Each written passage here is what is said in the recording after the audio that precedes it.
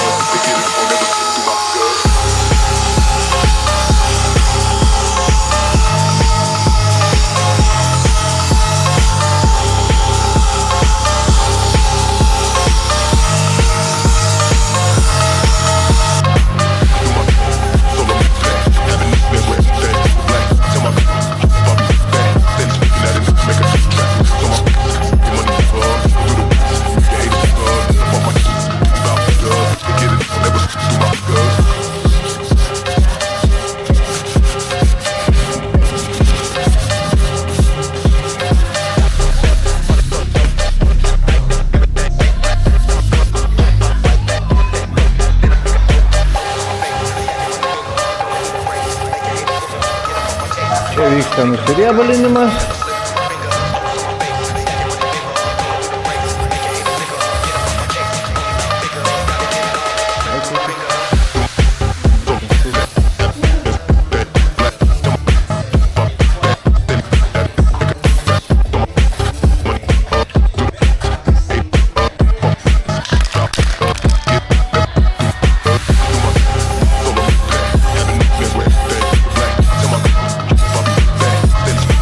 Make a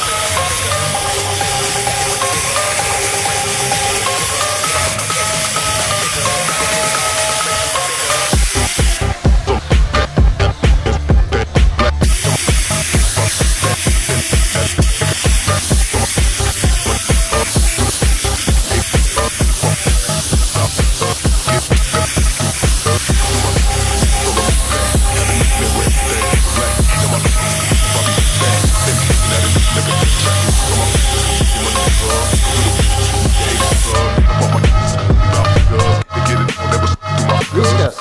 Atlankį nudažyti. Einam žiūrėti, kas čia gavosi. O gavosi visai neblogai. Darbas vyko geras 3 valandas. Medžiagos kainavo taip. Tai tie šveitimai, nu ten gerai dėkim. 3 eurai tebūnie. Epoksidinis tas balionėlis grunto 9 eurai. Dažų 200 gramų už Diablo Black, šitą spalvą mokėjau 13 eurų. Nesimato, čia tik tai jos tas efektas, tai paskui automobilio uždėsiu. Labai gražus blizgutis šitos spalvos. Iš tikrųjų originaliai yra Kawasaki Moco spalva. Bet man labai patiko. Gražiai žiūris, ypatingai ant saulės. Tai va, nu ir lako ten kokie, ką žinau, 300 gramų kažkas tai tokio išėjo. Tai, nu, grubiai sudėkim tas, su viskuo, nu, gerai, 40 pinigų. Ir viskas. Ratukai greitai nusidažė.